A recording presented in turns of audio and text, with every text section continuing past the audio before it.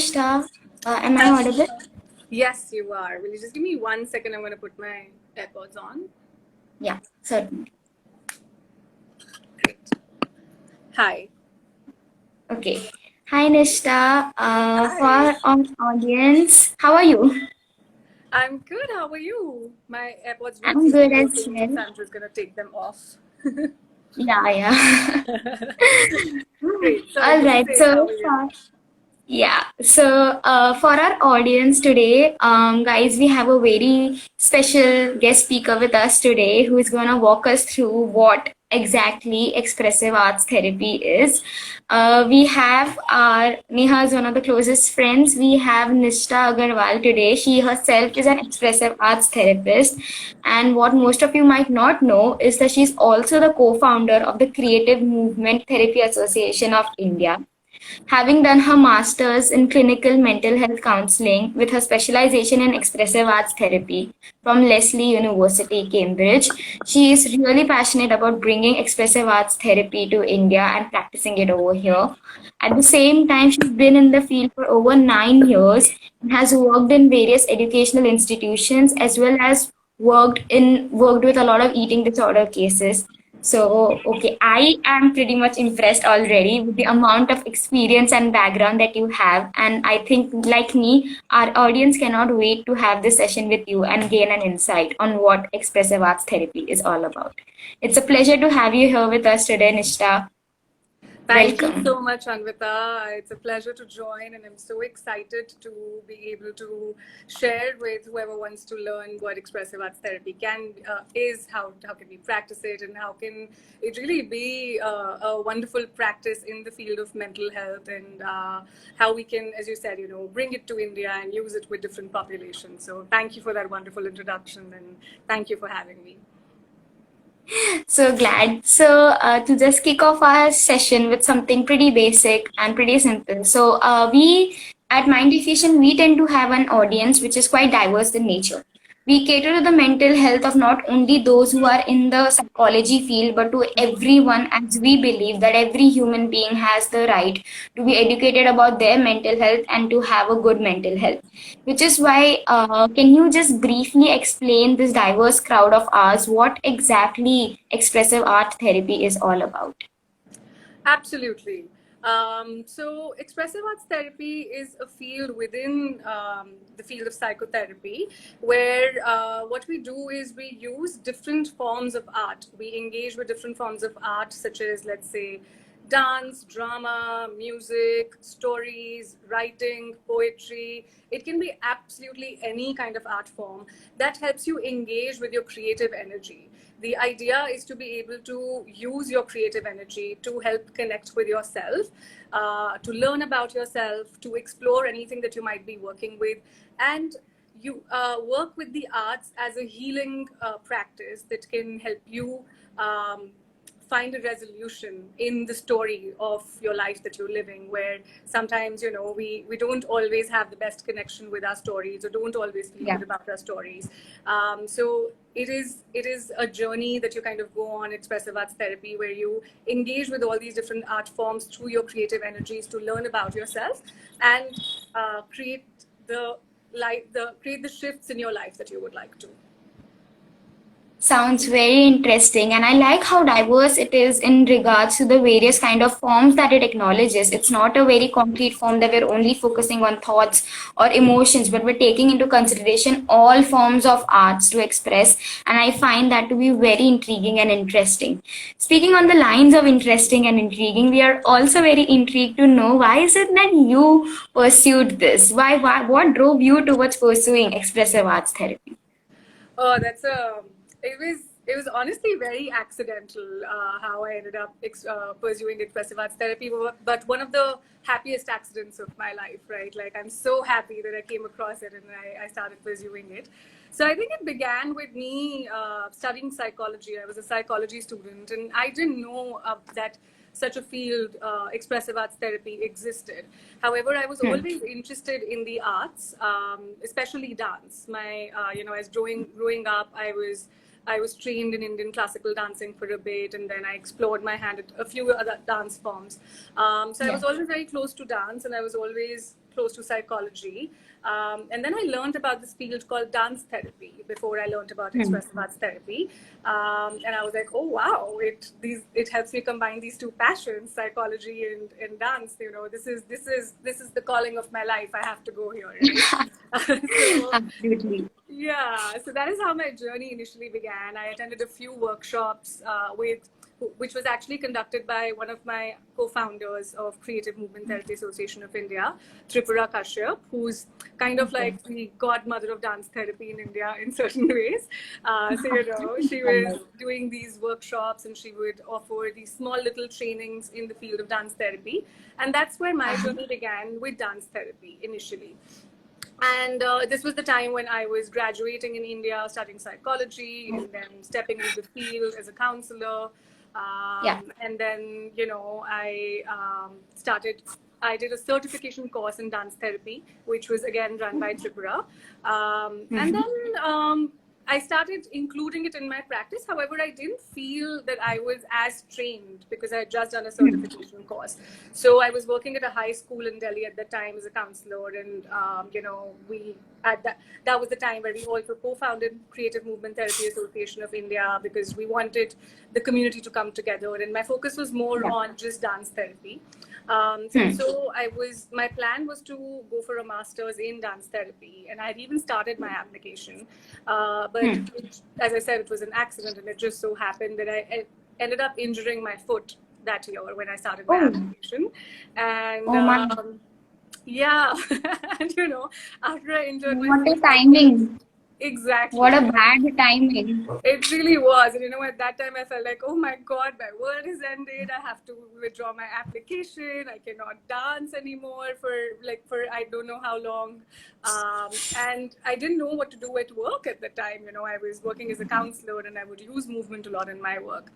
So, Yeah. out of not having an option, I started exploring other art forms in my work, such as, you know, drawing or painting or drama. Hmm. And I suddenly found that it actually added a lot to my work, and I found that I actually Hmm. really enjoyed that process a lot more than just using movement. And that is when I was like, okay, if I am going for a master's, why not look at this field called expressive arts therapy, which kind of Absolutely. engages in all these different art forms and not just be with dance therapy. And that's when the shift happened. So next year, when I resumed my application, I switched it from dance therapy to expressive arts therapy. And I'm so glad that I did. I absolutely loved my program. I absolutely loved my journey from there. I love the fact that I can work with all these different art modalities. And I feel Yeah. it has helped me find a different kind of a connect with myself and with my Hmm. clients through these different art forms that I was introduced to, and I'm able to bring into my work as a healing practice.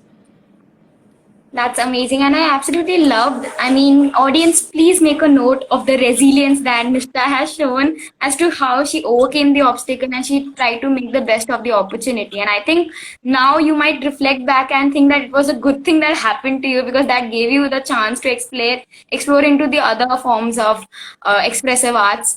So I think that that's a benefit that all of us can take. Then that brings me to this very question, Nishtha, of quite, and since, speaking from a younger generation, I've observed that these days, we all start things off, especially expressive arts, be it writing, singing, drawing, dancing. We all start these off as hobbies, and immediately, I mean, kids as small as 5 year old are enrolled into dance classes or drawing classes or something over there, and it's always the parents have this thing where they want to structureize a child's hobbies, like to make Right. the person best in that particular hobby. And there's this ongoing debate on like hobbies should not focus on perfection because it's a hobby for a reason. It's not a job, it's not a chore, it's just a hobby that you do at your leisure. So when it comes to expressive arts therapy and when you have your clients come to you, so do you tap onto their skill set or do you tap onto what they're interested in, that is what their hobbies are? That's actually a really good question. And honestly, I feel like the answer to it is both. There's benefits to each, right? There's benefits to Yeah. let's say somebody who is extremely comfortable with an art form. So for example, Yeah. there was a person that I was working with, one of my clients, former clients, who is a musician. So he Okay. was extremely comfortable, of course, with music, right? And he was Yeah. used to writing songs, and it worked. Expressive arts therapy worked wonderfully well for him, because he would go home about, with whatever we'd explored in the session, he would come back with these wonderful songs that he would write about his experience, and explore further and go deeper into his experience with this music that he was create around it. So there's definitely benefit in going with just, let's say, somebody who's very comfortable with one art form and working with that. However, with the same client, there were times when I don't know if challenged is the right word, but I wanted to introduce a different art form to see how it would help his creative process. And we started working more with the body, the movement. We started working with images, and it just so happened that he himself shared that he finds a very different kind of expression in those art forms, because he's been with music for so long, as comfortable Yeah. as he is in it. There's a set pattern that he follows within it, whereas a different art modality actually allows him to explore creativity in a very different way, which then also adds and contributes to his music, but it just allows him to explore and learn about himself in a very different way. So I think there's benefits to both, to working with a modality that a person is comfortable with, and also introducing them to a new modality, because depending on what we're working with, again, how comfortable the client is, what the relationship between the two of you is like, both the things can have, working with something you're comfortable with and working with something that you're completely unfamiliar with, they can both bring out very different sides of exploration. Yeah, so yeah, I agree on how, like, tapping into both of them is quite essential, because I think, like, I believe as a psychologist in making, I would personally like to take this approach with my clients as well, rather than just focusing on their aptitude and their skill set. I think I also need to take into consideration their interest to get that wholesome view of the person. However, so this is not just for expressive arts therapy in general. I've done a couple of observations, and I've seen that clients most often will come to a psychologist with this notion that I have a problem and your job is to give me a solution and for the problem to go away.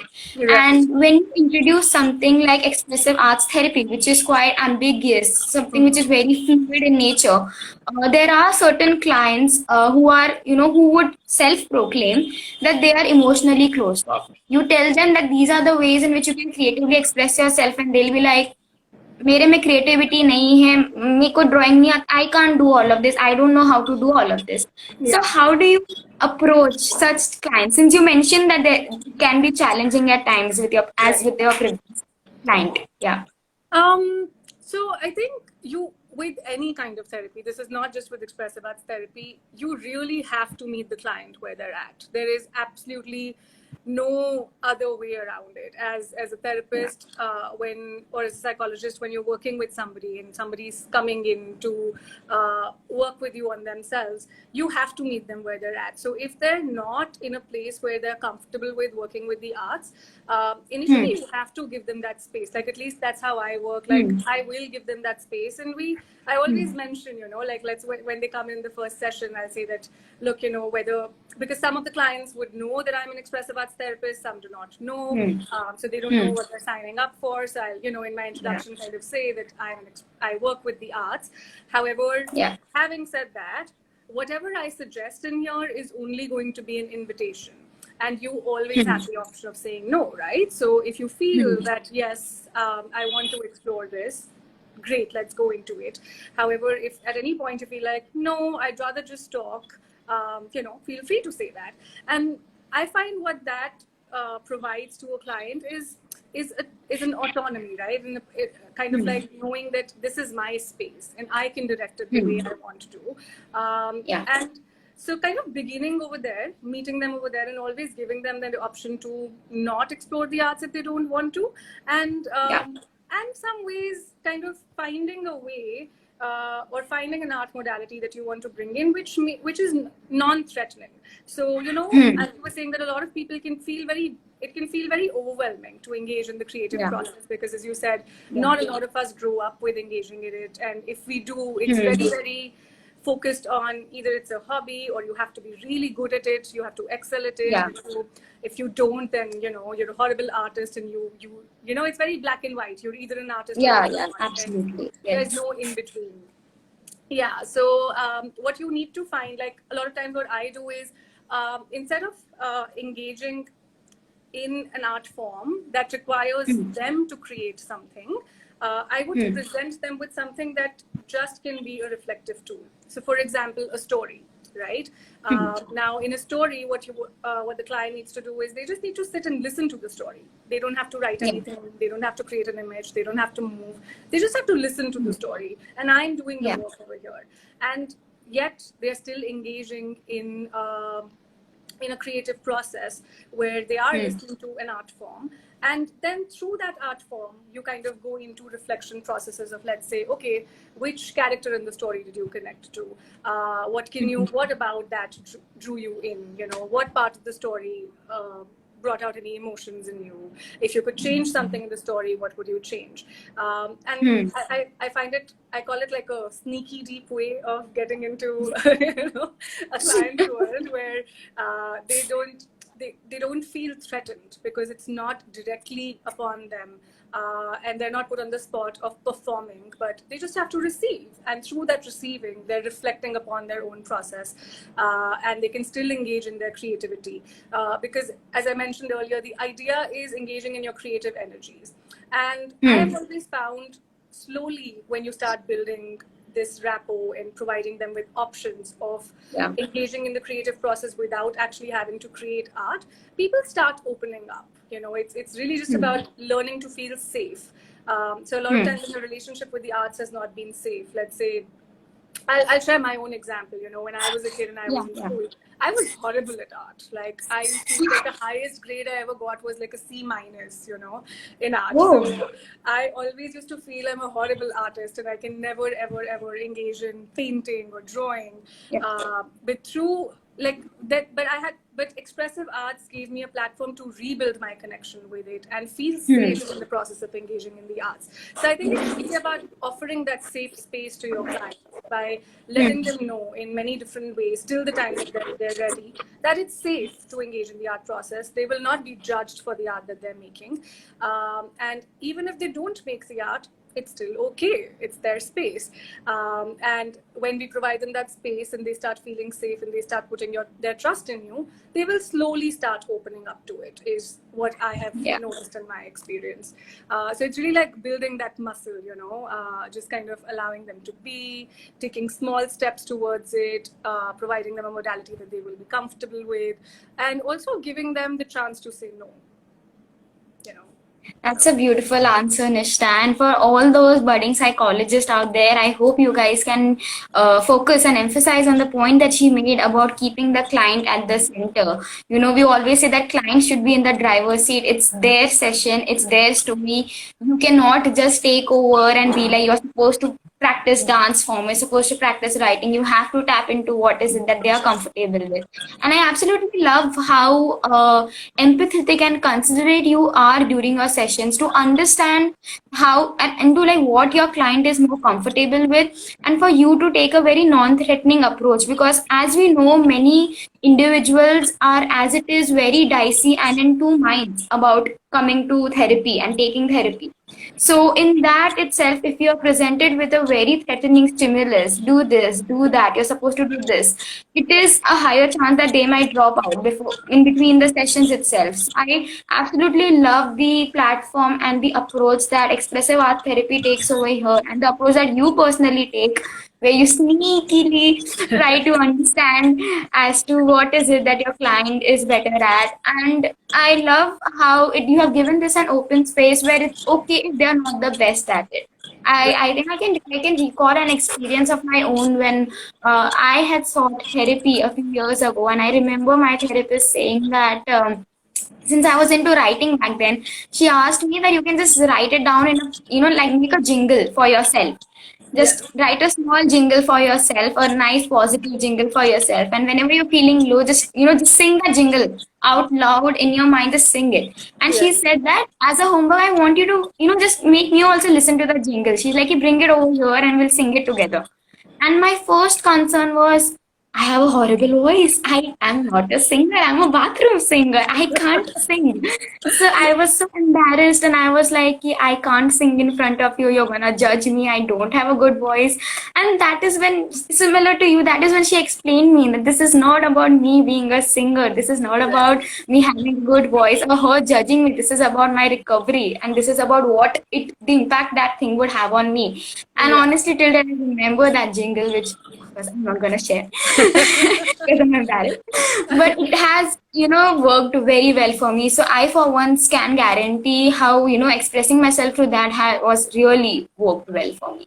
Yeah, So that yeah, sounds wonderful. And I think just kind of adding to that, right? Like what you're saying, just yeah, how when you get comfortable with being not great at art, not just accepting that and being okay with the process. I think it's also important as a psychologist or an expressive arts therapist when you're working with someone for you also to be bad at art in front of them. And yeah, when I say bad at art, like I'm not like again, there's no good or bad, right? Like that's the whole yeah, yeah, yeah. point No, of of course, expressive yeah. arts therapy.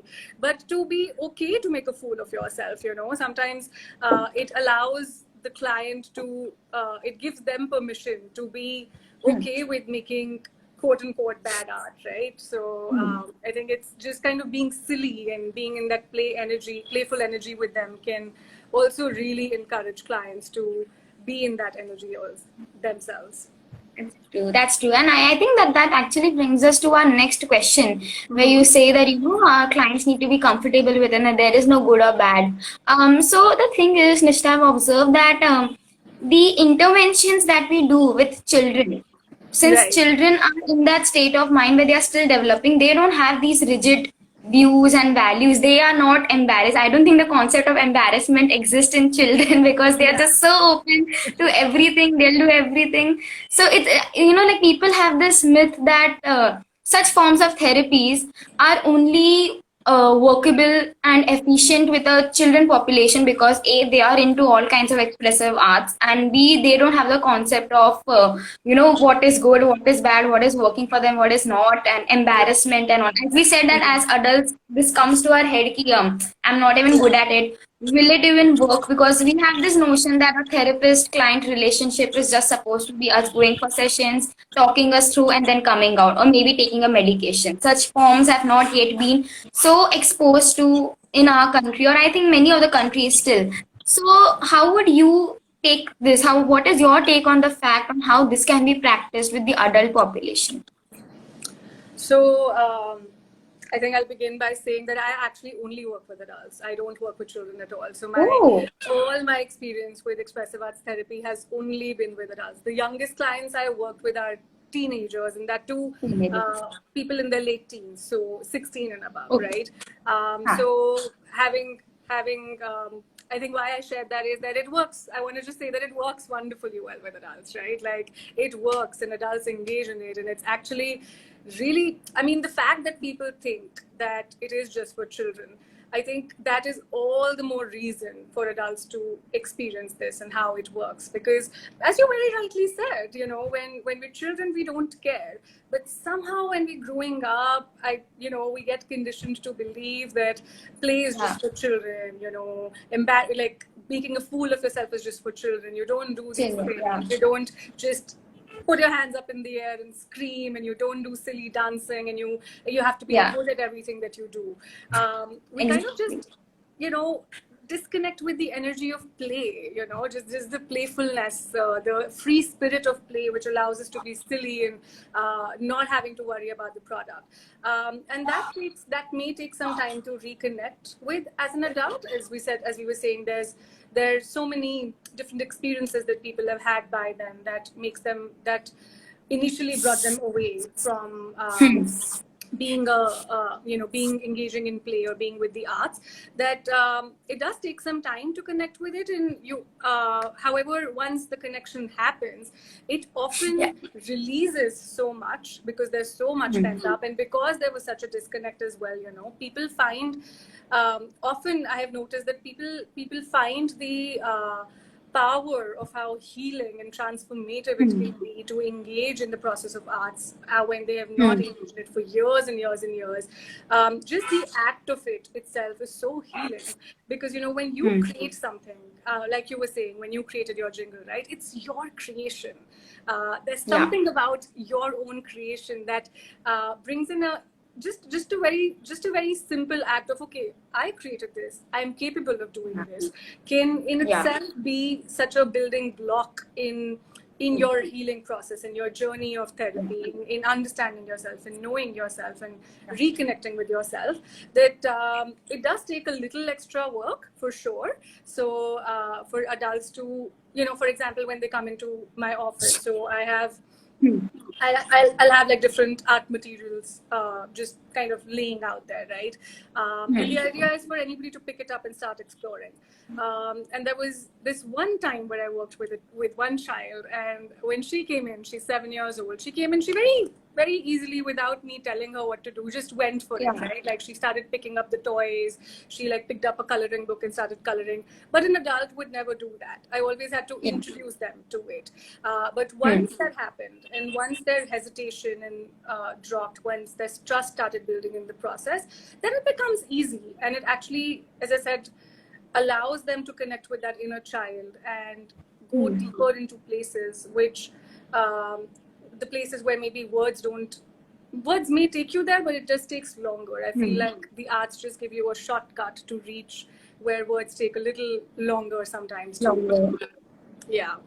So this I think is quite beneficial for all of those clients who are often not comfortable just speaking and blurting out whatever the issue is and sharing the experience. You start them off with something like this, and they actually feel a bit more comfortable with you and Absolutely. are able to express themselves well. That is another key thing, audience, that I would like to point out, that therapy is not just about talking, talking, talking, and listening, listening, listening. I love how expressive art therapy brings into the picture that there are various other forms in which a person can express themselves. It's not necessary that everyone will talk about their issue just by speaking it out loud. No, there are various other ways in which a person can express that they are in distress. And I think this also makes us more mindful of being observant of people, that many a times it may be their drawings, it may be their writings, it may be their poems that may reflect a kind of a pain or kind of a stress that they're into.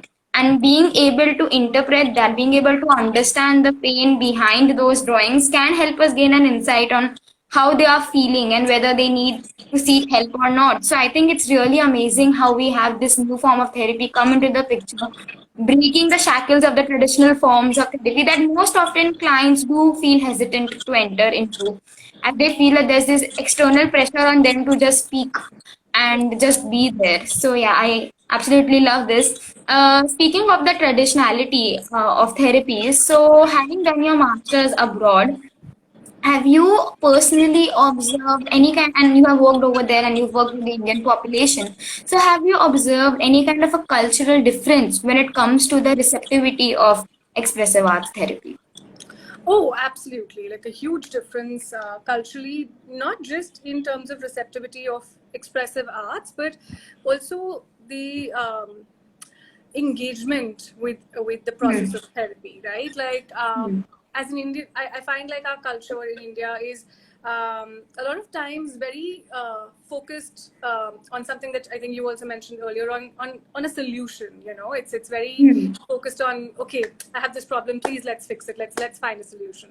And so when Yeah. we're doing that, allowing yourself to just be with the process of art making can sometimes be more challenging, because we're so focused on answers and getting to the end that staying with the process or just letting yourself be and make art can feel like, what are we doing over here? Why are we doing this? What am I gaining from here, right? And also it takes, I find that here it takes in India, it takes a little while for us to come to the process of reflection. A lot of times it is, I think culturally we like to just, we like to kind of speak and then be very directive about what the answer or the solution can be, versus just sitting like, Yeah. okay, how am I feeling this? Where am I feeling this? And how can I just be with my feeling, right? Like, so I think that takes a little longer to Tapping into develop. our feelings is a big no-no for most of us. Yes. People often don't want to introspect that much. I agree with you. Yeah, Yeah, and it makes a lot of sense with the it I does. mean, like you, each culture has its own strengths and weaknesses, and I feel like in some ways with the Indian culture it has been a strength as well, in terms of all the, as you say, like we're taught resilience a lot, right? We're taught like, all right, you're fine, nothing's wrong, you're fine, just keep going, because that's what our Exactly. culture needs, Yeah. so I think in that way it's very reflective of the nuances, and it makes a lot of sense in every single way, even developmentally how children are brought up. Versus I found that in the US, because culturally, they have maybe have more space to be just be with the process. So it takes a little, like some part of their muscle is already built in terms of approaching the expressive arts with being with the process, with just Being with being, the person. yeah, and being with the reflection. So I think that's one difference. And it could also be with the fact that, even though expressive arts in general is a very new field, even therapy in India, right? Like things are changing. However, therapy as a practice is much newer, and people are still just learning about it. So the Yeah. openness to it, or even the availability of it, right? Right now, therapy is probably available to a very small section of the society, which is probably urban India, people who can afford to go to therapy, people who can afford to pay a therapist every week. So the accessibility of it is lesser, which of course it reflects in the comfort that people have with therapy, because people haven't experienced it much, and it hasn't Yeah. been a part of our system for a long time. However, in the US, there are just systems in place, because the field of mental health in general has been there as a formal practice for a longer time. So there are many more systems in place. It's much more accessible. Insurance pays for it. You don't have to pay for it. So the Yeah. accessibility is such, you don't have such financial constraints to be able to access therapy. So it just allows you to be with the process longer and in a more approachable manner, I feel. And I really feel it's to do with the systemic issues, or the what's available to people as well. So, like, you are saying that, like, in India also, like, you are agreeing with the fact that there is a lot of changes that are happening, and there is slowly, but there is acceptance that is coming towards this form of Absolutely. therapy. And obviously, it's working well with the Indian population as well. I think we have a lot of researches online as well. Our audience, you can go online and you can also read up on several researches that have been published on the effectivity of expressive arts therapy in order for you to gain better insight. And if you are more into statistics, you can actually look at the statistics and see how it's an evidence-based therapy, and it has actually proven to work wonders. Oh, So, absolutely. And yeah, I feel like if you think about the field of expressive arts therapy in general, right? Like, even though as a formal practice, it may have developed in the West, but really the crux and the idea of it comes from many, many indigenous cultures. Because if you think about even the Indian culture, or yeah, let's say some other indigenous cultures, art has always been one of the major key factors, if not as a healing process, but to bring the communities together, right? Like, even if you look at it in our Indian culture, like we have songs for everything. We have songs to celebrate seasons, we have songs to celebrate weddings, we have songs to celebrate birth of somebody. And really, if you think about that practice, what is it? It's an expression through an art, it's an and bringing the yeah. community together, right? So in that way, in a lot of ways, however the formal practice of it might have developed, the idea behind it and the practice of it as an informal practice has existed across the world, I would say, in in many human societies before television and media took over, people used to Oh, gather yeah. together and sing. People used to gather around fires and tell stories to each other, you know. So it's been a part of human culture in general, and it just comes very naturally to us, and just approaching it, I think bringing it, presenting it as a formal practice now, things are changing. There's a lot of training that's available in India now. You know, there are many courses that have come up. There are more practitioners that are talking about it. As you said, there's a lot of research available, and people also have an openness to it. You know, there are people who are specifically searching for expressive arts therapists or an art therapist or a dance therapist versus a traditional, let's say, psychoanalyst therapist. People are embracing it and experimenting with it. So it definitely is changing, and I feel there is a lot of acceptance of it now in India as well.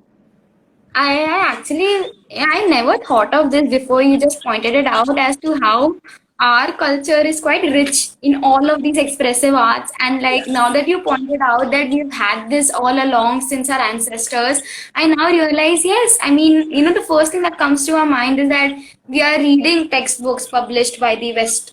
We are looking at cases that are there in the West. We are looking at shows produced by the West. Every content about psychology and therapy that we most often come across is that which is coming from the West. So I actually got deviated, and I actually forgot the fact that our own culture has had expressive arts since a very long time, and we are so rich in our culture with our songs, be it our dances. Every state has its own form of dance, Absolutely. own form of music. So yeah, I mean, it's basically for all those who feel that no, all of these are just Western practices, and I'm extremely against the Western practices, where I think it's time that we look within ourselves and realize that all of this is rooting from our roots, ancestral roots. So basically, by engaging in this, we are just tapping into our ancestral roots, which I feel is a victory and recovery in itself. So yeah, Absolutely. that's And you amazing. know, within the field of expressive therapies in India, there are many practitioners who are now wanting to go back to those roots. You know, like Huh. even a lot of people who have even trained in the West, right? Like when coming back to India, people want to be engage in cultural practices over here and the art forms over here, and learn from, draw from the really rich heritage of art that we've had, both in classical forms and folk forms, right? And because people connect with it more, and there's a huge movement happening within the community of expressive therapists in India to connect to the roots and bring in Eastern practices more into our training, into our practice, and as you very rightly said, you know, just acknowledging that. That this has existed in our culture for several centuries now, and it's not a new practice to us. So, as we have discussed throughout the sessions, we've discussed all the pros, we've understood the working of expressive arts therapy, but like any other form of therapy, or in fact, any other career by that, for that chance, there's always a certain set of challenges and limitations that each form of therapy has it. So, could you comment on the limitations or challenges that you have personally faced or seen while practicing expressive arts therapy? Sure. I feel one of the challenges, which again would probably be the case with any kind of career or profession when it's new, right, is that we, even though lots of people are now working on research, there isn't a lot of written content, a lot of research to validate or be able to present to people in terms of making people know that, look, this is a legit practice and it really works. There is theory, there is research, however it's very new right now, Limited.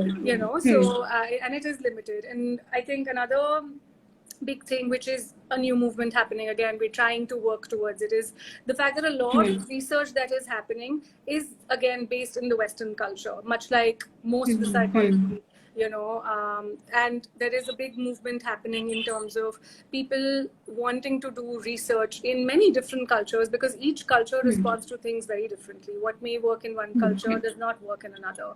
So, and also, using different kinds of practices within different art forms.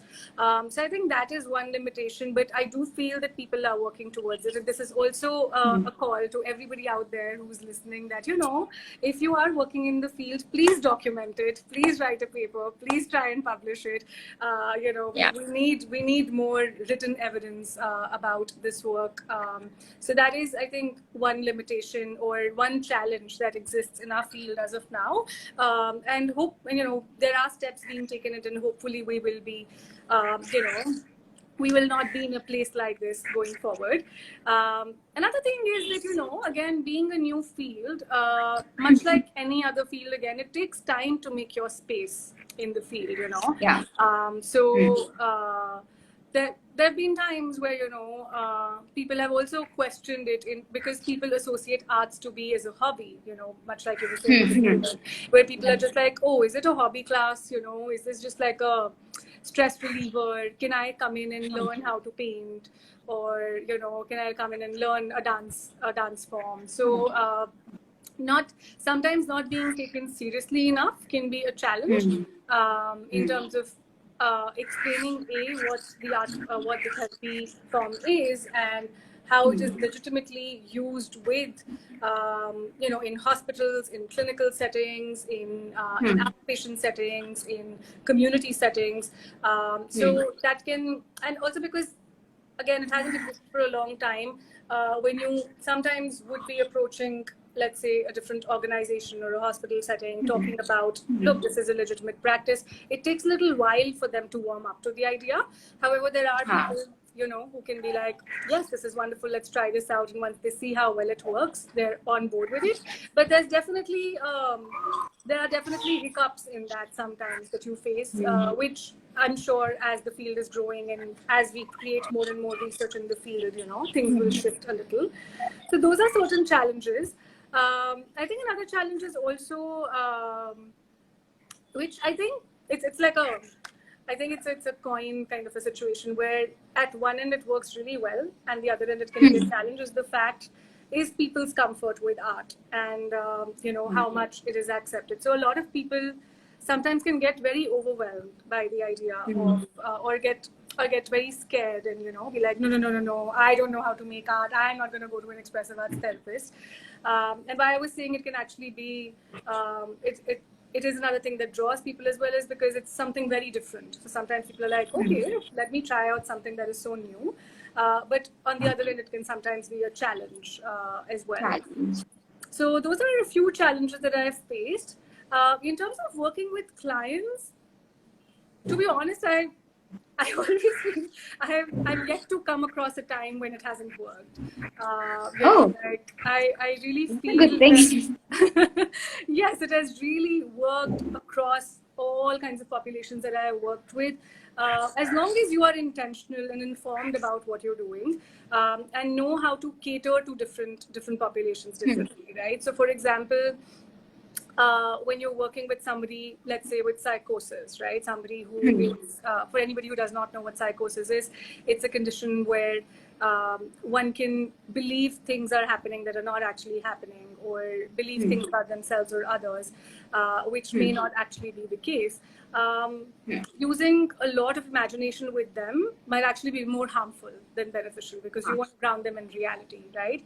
But what you can do with them in terms of expressive therapies is maybe using music to ground them, or engaging in let's say bodily practices that allows them to be more present in their body in the present moment, and tend to go into a tangent of, okay, let's create a story, or let's create an image, what would that look like, can actually cause more harm than benefit. So you have to be aware of how you're using the art. It can't be used in a standard way across all different populations that you work with, but as long as you're aware of it and informed in it, and trained in being able to adapt it to different populations, it really, in my experience, has worked wonderfully well with everybody that I worked with.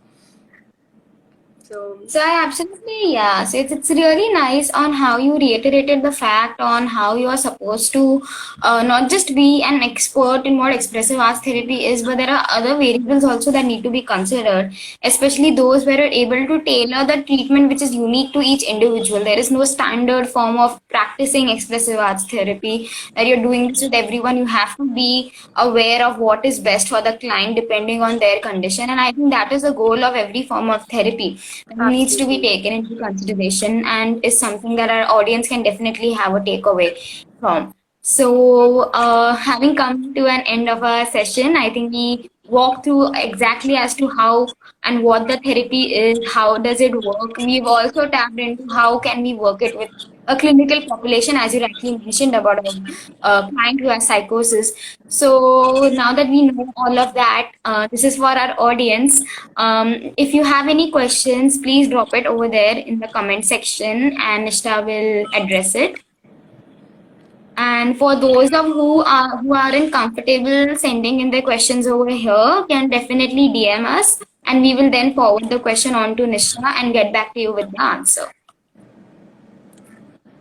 Well, it was a lovely talk, and with thank you so much. I had so much fun chatting with you about what expressive arts is.